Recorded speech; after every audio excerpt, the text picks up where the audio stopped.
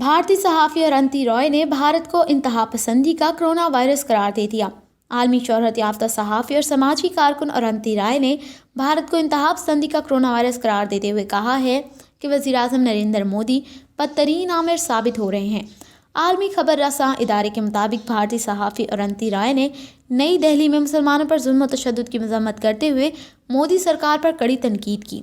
और भारत को इंतहा पसंदी के कोरोना वायरस में मुब्तला मुल्क करार दे दिया। आलमी शोहरत याफ्ता सहाफ़ी ने मज़ीद कहा कि मुसलमानों पर हमले मुनज़्ज़म और सोची समझी साजिश के तहत किए गए, जिसके लिए जहन साजी बीजेपी के वज़रा ने की। मुसन्निफ़ा अरुंधति रॉय का मज़ीद कहना था कि दिल्ली इंतख़ाबात में हुक्मरान बीजेपी को तमाम तर सरकारी वसाइल के बावजूद शर्मनाक शिकस्त का सामना करना पड़ा है, जिसका बदला मोदी सरकार ने अपनी RSS के गुंडों की मदद से लिया ताकि बिहार में मुस्लिम वोटर्स को डराया धमकाया जा सके।